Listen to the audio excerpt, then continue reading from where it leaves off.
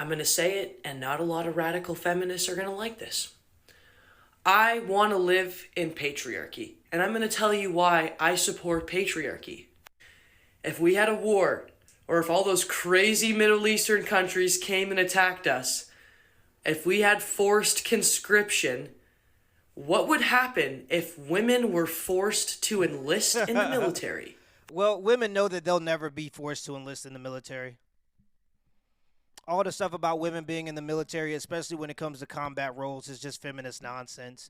It's us giving them the benefits of being in the military and the exact pay that men get for being in the military, knowing good and goddamn well we're never going to actually send them to war. And women know this too. Women don't actually want to have to fight in wars. They just want to look like they're capable of fighting in wars because, girl power. But if the time actually came, women would not fight in a war, trust me. But they do want the benefits of being in the military while we're still in peacetime, of course. So we'll give them those benefits. But also, too, you can call those people in the Middle East crazy if you want to. But, I mean, at least they're insane because at least they're crazy because they believe in something. What's the excuse for the American people? We have to have our president come out and legislate that there are only two genders. Who's crazy then? Remember that movie 300, Gladiator? Prove me wrong on this. You could have an army of 1,000 women, strong fighter women like myself. If they went up against the 300 strongest men and had a battle, who do you think would win? Think about it. Who would actually win in combat? The sad reality is those 300 men would probably slaughter those 1,000 women. And it's crazy because we've been in so long of peacetime. We've been in peacetime for so long that there are actual people in the country, grown adults in the country, that don't understand this biologically. And it's because they don't understand violence. They don't understand the underlying principle of nature, which is violence. They don't understand it. They have no attachment to it. They think that some of them may genuinely believe that women are as capable as men of fighting in these wars. Some of them may genuinely believe that because that's how delusional the safety that we've provided in this country has made people. But yeah, men would wipe women out in an instant. And it's not only just because men are biologically stronger. There are also environmental factors. Men are better at regulating our temperatures, and that's necessary for if you're going to be out in the cold or in the heat during war times. Not only that, but men are also more capable of performing with fewer calories in their system, under more distress, with less sleep. Men are more capable of performing under all of these. And we don't have like certain biological needs like feminine hygiene products. So, yeah, men would just absolutely destroy the women. But that's not even up for debate. And men would never fight a war against women. Men don't solve the issues that we have with women with violence, typically. You can even see that demonstrated in society. The mechanism that controls female immorality in society is shame, especially in Western societies. But, again, that's being done away with, too. And that's why you have this delusion so ran rampant.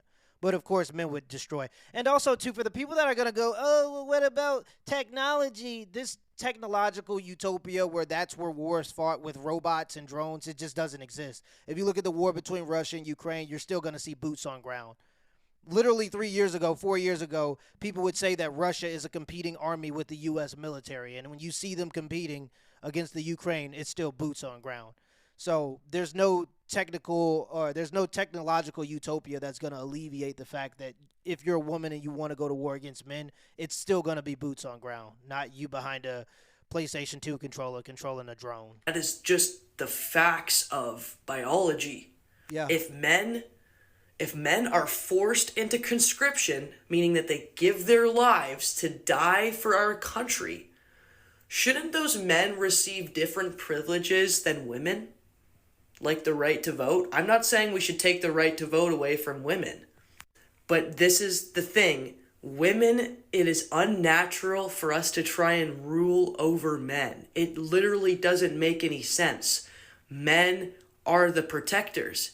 If you had a home invasion and you and your boyfriend were there, who is going to fight the home invader off? Yeah, it's crazy that you need a think piece to even talk about just basic reality, basic biological reality. And this is something that was understood, and this is the reason why even during first wave feminism, it was obviously backed by a bunch of capitalists that wanted women to vote for certain reasons, and they wanted women to engage with the workforce to raise GDP, and that's just a known fact at this point. This was not a grassroots movement of women with picket signs walking in the street. They had money from billion-dollar companies. That's why the feminist movement got as much traction as it did. But before all of that, women understood that they didn't want the right to vote because it came with the responsibility of having to go to war. Because if you're going to vote for certain things, you should have to be responsible for the things that you support. And that means going to war for those things. But eventually men caved, and due to the capitalist dollars behind it, the propaganda worked, and now women have the right to vote without the responsibility of going to war for the things that they actually vote for. And so when you look at a lot of the delusional policies that we have in place, we can all just be completely honest here. They're backed by women. When you look at men and women's bathrooms, those are things that women support by and large. When you look at illegal immigration, being like just people being able to just illegally come into the country, these are things that mostly women support. They understood that the right to vote came with a responsibility. You didn't just get the right to vote with no responsibility attached. Because to be quite frank, when people get privileges without responsibility, it's easier to abuse it. And I think we can see a little bit of that reflected in our society if we're just honest. Who's gonna do it? Let's be for real right now. Be for real. We are losing masculine men. Women are getting assaulted all the time by foreigners, and men are not even allowed to stand up against it because we are killing masculinity. Men can't even speak about the truth because men have seen this coming. Even with the whole letting trans people into the bathrooms, men saw this coming because their instincts are to protect vulnerable people.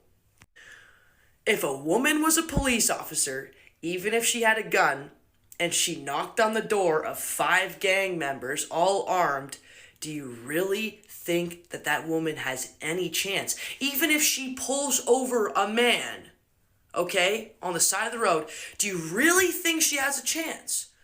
And this was the issue with feminism. Everybody talks about the LGBTQ nonsense as just separated from reality, but that's what feminism has done. And it's ingrained itself so far into society that if you even bring up biological fact, you will be seen as a misogynist or a sexist. What she's saying right now could be considered misogynist or sexist if she was a man. I'm sure she might not get that title. She'll probably get the title of a pick-me or something like that. But yeah, what she's saying is just basic biological fact that we understood before people had smartphones. Now we think that we're smarter than ever before, but it seems like a lot of the things that we support are just dumb and baseless in reality. And so, yeah, you know the feminist movement is wrong when they have to rely on shame in order to shame you out of talking about biological fact to support their arguments and their way of thinking. Or let's just give an example of firefighting. What woman can lift 200 pounds over her head, no problem, and jump or climb out of a window?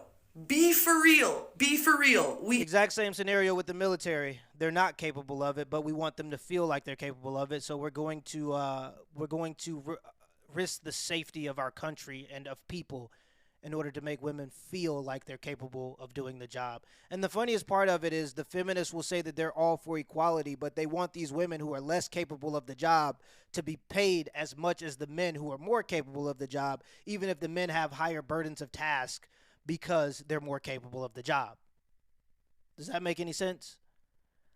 They want the women to make the same amount as the men, but the women are less actually capable of doing the job. And so, yeah, that's what a lot of it is. We're literally risking the safety of our nation in order to make women feel like they're just as capable as men. And if you say something about that, you are automatically misogynistic. You hate women if you say that women are less capable of certain things that men are more capable of. We have patriarchy for a reason. There are differences between men and women. We have different roles. That is the fact of life. That is the fact of nature. That is the fact of biology. I'm sick of this radical feminism. Let's rule over men. It's unnatural. It's broken up the family unit, and that is why the West is falling, because we don't want to accept that men have different roles than us, and we need to respect that about them and be thankful that we have men that want to protect us. Yeah, well, she's absolutely right. But she'll be considered a pick-me. Everything that she just said will go in one ear and out the other. Men failed the moment we allowed capitalists to finance movements that took our women away from us, that took our women away from our households in order to engage in capitalism, which ultimately only benefited the companies that were financing these types of movements. That's when the failure of the average man came into place. And from where we are now, there's just no going back. I don't see a way to go back to our original way of life. So we'll just see what happens. I know, historically speaking, from what I've read about these types of situations, what happens is there's a bloody war. And I'm hoping that isn't where we have to go in order for things to reset. But they will reset, because we're just living in a way that is unsustainable, because it's not realistic. It's literally on its face built off of a bunch of lies.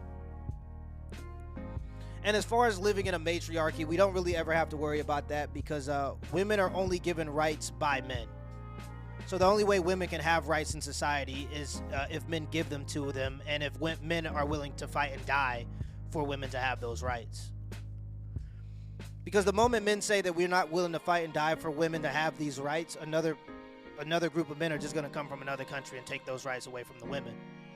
And the women can't do anything about it. They're just not capable of matching the level of violence that men are capable of. But I always think it's an interesting conversation. To me, she just sounds like a misogynist. She's a misogynist, and she hates women.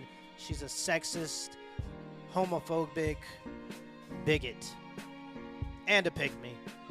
Till next time.